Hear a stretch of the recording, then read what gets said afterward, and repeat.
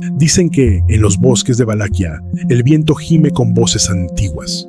Susurran nombres y llantos de siglos pasados, donde un solo hombre encarnó la crueldad y la valentía a partes iguales.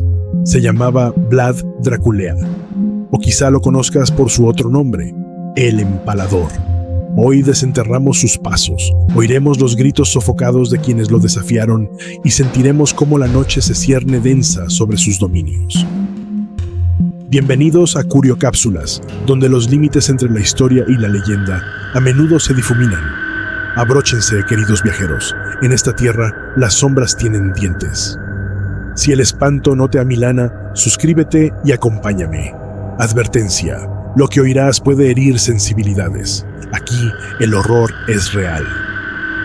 Ahora, imagina una tierra a merced de dos gigantes, un principado asfixiado entre garras. Al norte, Hungría. Al sur, el Imperio Otomano.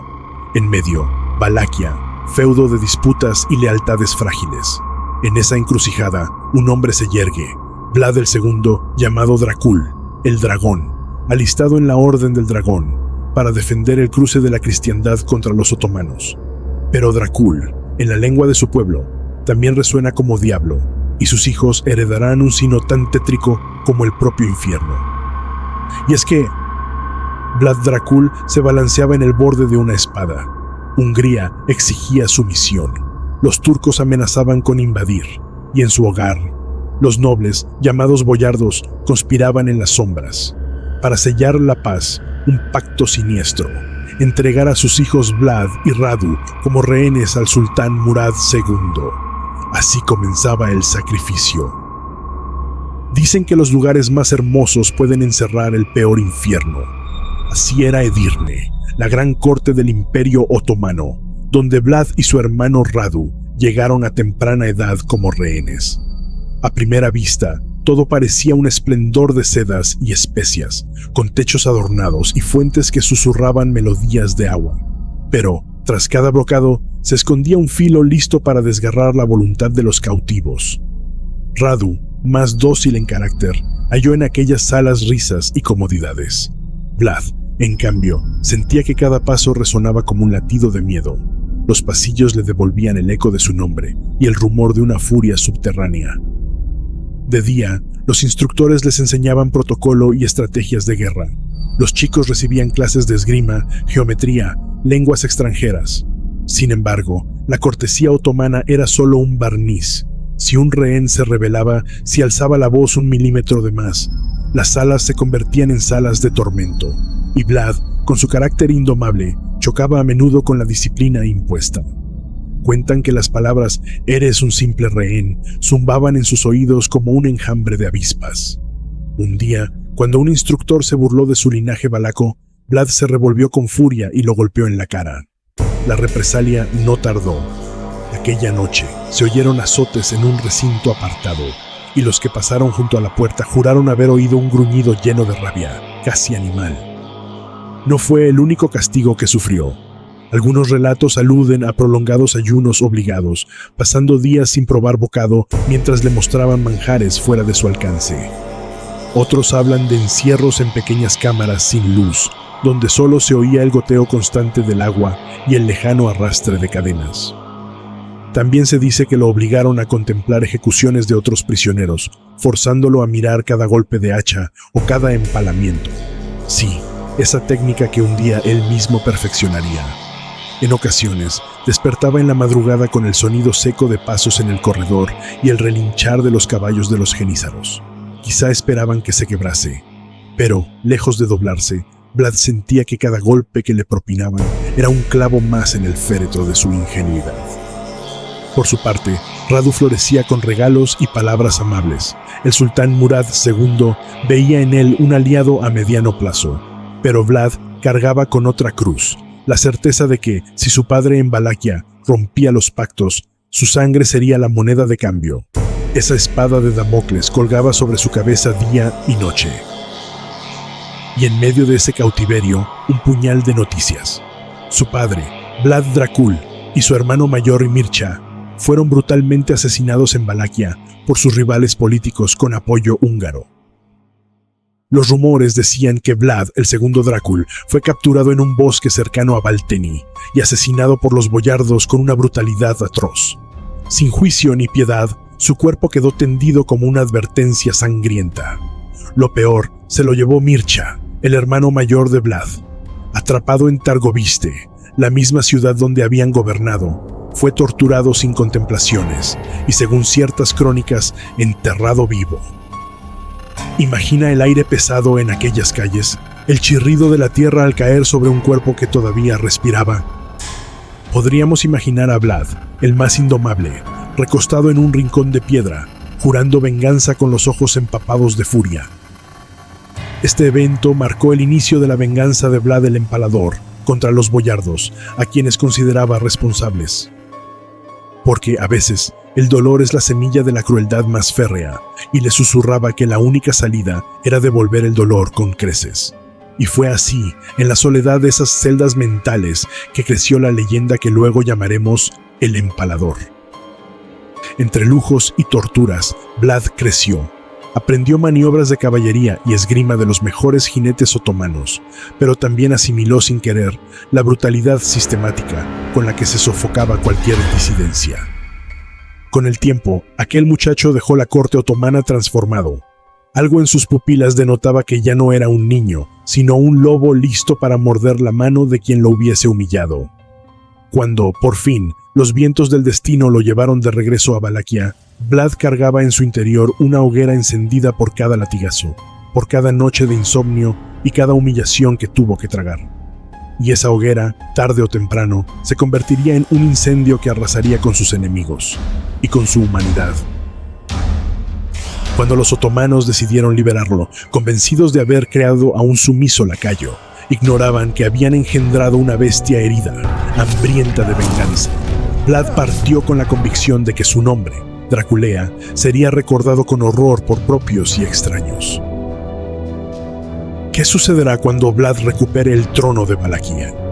Hacia 1448, los otomanos confían en usar a Vlad como un títere leal y lo empujan al trono de Valaquia. Pero los lobos internos, los boyardos y la intriga húngara lo expulsan en cuestión de semanas.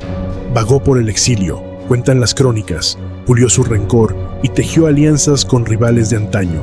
Se dice que al pisar de nuevo su tierra, sus pasos resonaban con la fuerza de una tormenta. Era 1456, cuando el mundo vería la verdadera faz de Vlad Draculea.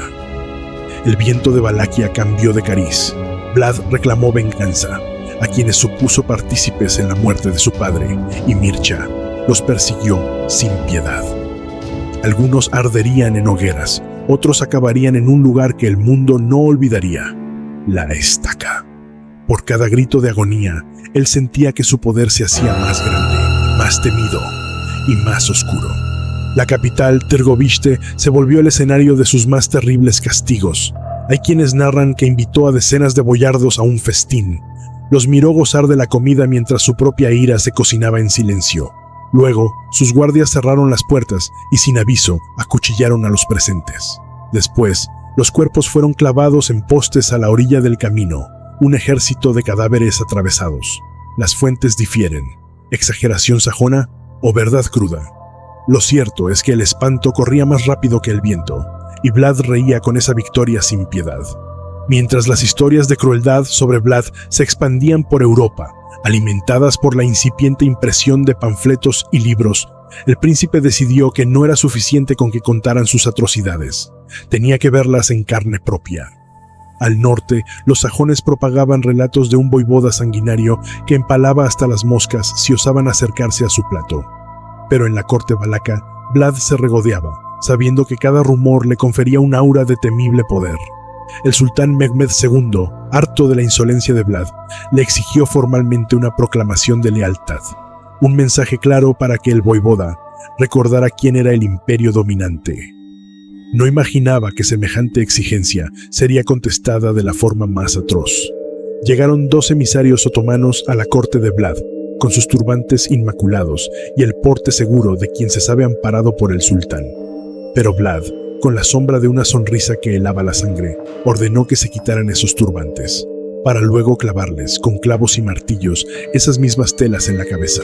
Unos instantes más tarde, los cuerpos de los mensajeros yacían en estacas, el último suspiro atrapado en sus gargantas. Dicen por ahí que no debes matar al mensajero. Claramente el empalador pensaba distinto. En su reino, la diplomacia se pagaba con sangre, y ningún dicho ancestral iba a librar a los portadores de un mensaje que atrevía a retar su voluntad. Así reforzó su imagen de crueldad, alimentando el terror que ya flotaba en el aire. La propaganda contra Vlad volaba con cada panfleto y cada testigo horrorizado, pero al mismo tiempo, él mismo impulsaba su fama de feroz combatiente antiturco. Quería que cada soldado otomano supiera que en Valaquia los esperaba algo peor que la muerte. Las letras impresas repetían su nombre, Drácula, el empalador, y ese eco sombrío atravesó fronteras, transformándolo en una leyenda sedienta de sangre.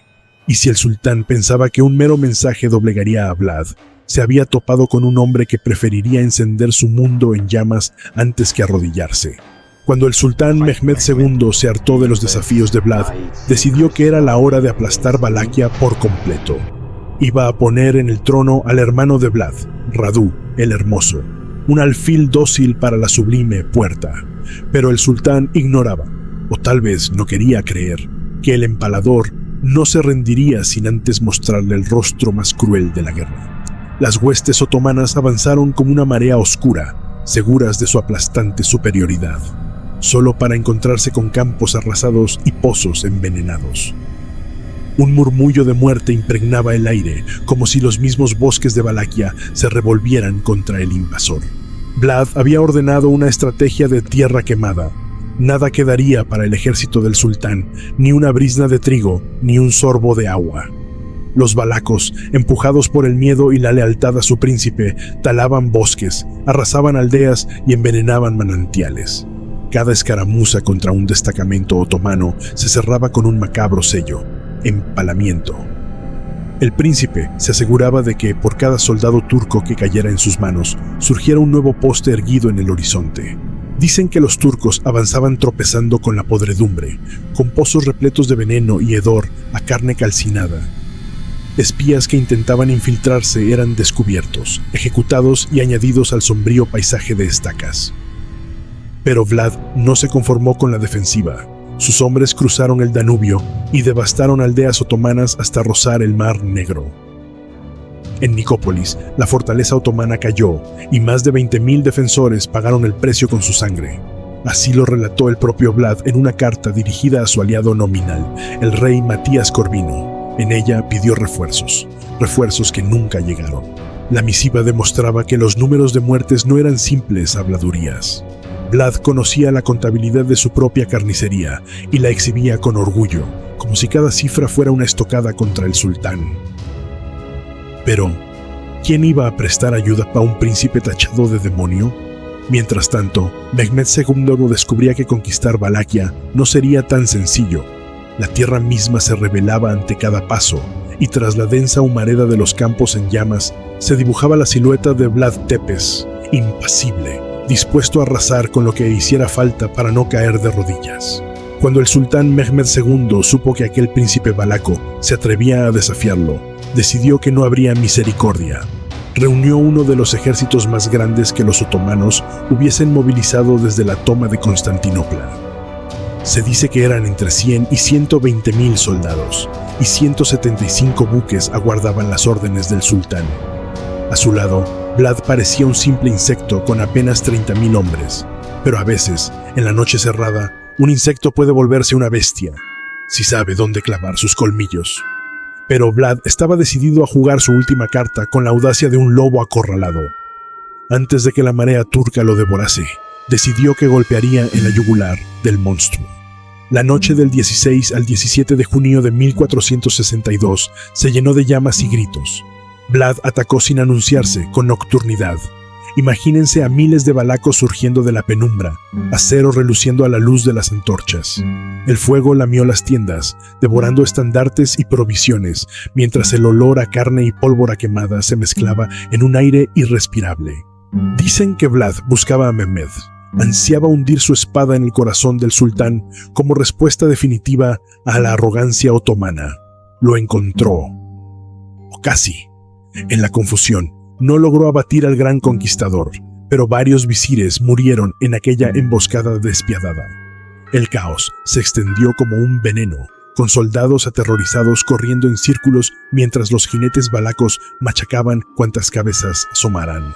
Mehmed escapó a duras penas y comprendió que no enfrentaba a un simple príncipe, sino a la encarnación de un hombre que prefería incendiarlo todo antes que inclinarse. En el aire quedó el eco de un rugido. Vlad Tepes, con sus escasas tropas, había logrado que el gran ejército otomano se tambaleara en una sola noche de furia. A la mañana siguiente, el humo se alzaba sobre un campamento destruido, y los sobrevivientes hablaban en susurros de una sombra que cabalgaba entre llamas, una sombra que parecía inmortal. En aquel instante, la leyenda de Vlad Drácula se volvía más fuerte que cualquier cifra de soldados o buques. El terror, una vez más, se erigía victorioso. Tras la tormenta de fuego y estacas, reinó un silencio extraño en Valaquia. El gran ejército turco se había retirado, con el sultán Mehmed II ensombrecido por la osadía de Vlad. La tierra, sin embargo, no respiraba alivio, solo un presagio más oscuro. Como una bestia herida, Valaquia siguió sangrando en sus entrañas. Radu, el hermano menor, quedó al mando de una parte de las tropas otomanas. No buscaba enfrentarse con la furia total de Vlad. Prefería un sendero menos cruento y ofreció a los boyardos un pacto de paz y comercio con el sultán. Y ellos, cansados de ver sus cabezas rodar en las campañas del empalador, vieron en Radu el remanso que anhelaban. ¿Habría oro y privilegios en lugar de postes manchados de sangre? Suficiente para volcar sus lealtades. Vlad, que ya no contaba con el terror unificado contra el turco, se encontró abandonado. Los mismos nobles que aclamaban sus victorias murmuraban ahora tras sus espaldas, inclinándose ante Radu. Aquella hermandad rota se convirtió en algo más siniestro que cualquier invasión extranjera. Una guerra de sangre entre hijos de un mismo padre, donde uno blandía un reino lleno de promesas y el otro el filo implacable del odio. En las crónicas, Vlad esbozó su desdén hacia esos boyardos, al considerarlos veletas que se vendían al sultán por un poco de paz. Pero aunque aún tenía un ejército numeroso, fiel a su nombre y a sus métodos, algo se resquebrajó en la fortaleza de su poder. Y entonces, en este clima de puñales escondidos y alianzas rotas, irrumpió Matías Corvino, rey de Hungría. Temiendo que la inestable posición de Vlad desatara una nueva invasión otomana sobre Valaquia, y por ende sobre sus dominios, Corvino lo apresó bajo acusaciones de traición, sellando así al empalador en las sombras de Visegrad. Pero, ¿cómo fue que Matías Corvino justificó semejante movida política, encarcelando a un príncipe que había sido, en teoría, su aliado natural contra los turcos? La respuesta se esconde en un puñado de pergaminos oportunamente descubiertos y demasiadas intrigas palaciegas. Dicen que Vlad, tras tanto derramar sangre propia y ajena, dirigió su mirada hacia el norte en busca de un aliado. En 1462, con el ejército otomano presionando y los boyardos conspirando, Vlad escribió a Matías Corvino, rey de Hungría, solicitando refuerzos. La carta, rumor de tinta y súplica, salió de Valaquia con la esperanza de toparse con la solidaridad de un trono vecino. Pero la respuesta de Corvino fue cualquier cosa menos altruista. Se cuenta que en las estancias reales se fraguó un plan tan retorcido como efectivo. Cartas supuestamente firmadas por Vlad, repletas de promesas de negociar con los turcos, comenzaron a circular en la corte húngara. Eran textos excesivamente convenientes para un rey que necesitaba excusas para no socorrer a un príncipe en desgracia. El resultado fue un delito a ojos de la nobleza húngara, traición, o al menos la apariencia perfecta de ella. Matías Corvino presentó esos pergaminos ante los suyos, se encogió de hombros con gesto solemne y ordenó el arresto de Vlad. Lo acusó de coludir con el enemigo, cuando la realidad era mucho más insidiosa. Sin ejércitos que lo rescataran ni boyardos que lo apoyaran, Vlad quedó atrapado en el laberinto de la diplomacia húngara, encadenado en el momento exacto en que esperaba socorro. Así, las supuestas cartas se volvieron su tumba de papel, y Corvino, el artífice de esa fosa burocrática, quedó como el salvador que lo apresó. Nadie, salvo tal vez Vlad en su celda, podía oír la risa silenciada que retumbaba tras los muros del castillo, la risa de un rey que había logrado deshacerse de un incómodo aliado sin mancharse de sangre. 12 años de encierro en Visegrad, el mismo hombre que doblegó a los turcos con fuego y acero, ahora roía su rabia tras muros de piedra. Durante más de una década, el viento de esas montañas le susurraría la traición de los boyardos y la sonrisa del sultán, a quien no pudo fulminar. Luego, le quedaría un exilio en Buda, una residencia forzosa tan sofocante como cualquier celda. Así, las cicatrices de Valaquia fueron otra vez abiertas por el hermano menor y por aquellos nobles cansados de bañarse en sangre. Vlad, en su silencio obligado, recontaba los pasos hacia su trono, que se había esfumado entre el humo de la traición, y no dejaba de imaginar el estruendo de la venganza que algún día reclamaría. Pero el filo de la estaca no perdona ni a quien la blande. En 1477, Vlad halló su ocaso en un combate, o tal vez por una traición imperdonable. Sus enemigos cortaron su cabeza y la enviaron a Estambul como trofeo. El cuerpo, dicen, quedó extraviado en la niebla de la historia. Unos afirman que yace en el monasterio de Snagov, otros que jamás se encontró. La muerte lo reclamaba, pero los relatos que dejó ya eran más ruidosos que el silencio de su tumba. Su cadáver se desvaneció, pero su leyenda, no. Por cada gota de sangre derramada, la imprenta recién nacida publicaba panfletos retorcidos con silografías infames. Vlad cenando entre cadáveres, hirviendo a gente en calderos, ensartando mujeres con sus bebés. ¿La realidad? ¿La propaganda? Para el imaginario europeo, Vlad Draculea era ya un monstruo de pesadilla. Así murió Vlad Tepes, el voivoda que empaló a miles, el dragón que desafió al sultán y al mismísimo destino. Su cabeza se convirtió en espectáculo morboso, una exhibición de triunfo para Mehmed II, y sin embargo, el horror no lo sepultó. La noche siguió evocando su nombre, y los siglos tejerían en torno a él la historia de Drácula, el vampiro inmortal. A veces, la muerte no es el fin, sino el principio de la leyenda más oscura. Entre tantas historias de sangre y crueldad, existe en la memoria rumana un latido distinto. No hablan de un príncipe vampírico ni de un empalador sin piedad, sino de un Vlad valeroso que se alzó contra la nobleza opresora y contendió a los turcos para proteger las aldeas. En las aldeas perdidas de Valaquia, los abuelos contaban a sus nietos que Vlad Draculea vigilaba los caminos, castigaba a los corruptos y daba pan y justicia a los humildes. Algunos le llamaron el príncipe justo, que vengó a su padre, limpió los senderos de ladrones y mantuvo en jaque a un imperio que devoraba reinos enteros. Esta leyenda rosa, como algunos la llaman, no niega el filo de su espada, pero sí lo viste de un heroísmo patriótico. Vlad, el mismo que Occidente pintó como un demonio empalador, aquí se alza cual guardián de su gente. El príncipe que no tuvo reparos en hundir el acero en aquellos boyardos que abusaban de los campesinos, ni en arder sus propios campos con tal de salvar a su país. Y cuando la furia otomana amenazó con arrasar Valaquia, cuentan que Vlad encabezó su ejército como un lobo de ojos inyectados en ardor, dispuesto a todo por la libertad de su tierra. En estas historias se olvida el lago de sangre y se alaba la pasión con que defendió cada palmo de suelo rumano. Quizá por eso, en Rumanía, su nombre no solo evoca la tiniebla y el espanto, sino también la figura de un príncipe incorruptible, un escudo ante los invasores, un hombre que dio su propia sombra a cambio de que su pueblo durmiera en paz. A veces, las mismas llamas que queman a unos iluminan a otros. En la tierra que lo vio nacer, Vlad no es únicamente un monstruo, sino un héroe que rugió contra el olvido. Hoy, los bosques de Valaquia duermen bajo lunas antiguas. El viento, si escuchas con atención, quizás susurre su nombre. En su eco resuena el latido de Vlad Draculea, un hombre que llevó la crueldad al extremo y que, a la vez, defendió su principado con colmillos y garras. Desde crónicas alemanas hasta la pluma de Bram Stoker, el empalador se convirtió en Drácula, el vampiro inmortal. ¿Demonio o salvador? ¿Héroe o villano? Tal vez los siglos no alcancen para responder. Pero en cada libro que abres, en cada película que enciendes, su sombra reaparece, recordándonos que algunos terrores jamás se disipan del todo. Si quedaste con sed de más historias oscuras, da like, suscríbete y comenta. ¿Qué opinas de Vlad Draculea? ¿Se merecía su siniestro legado?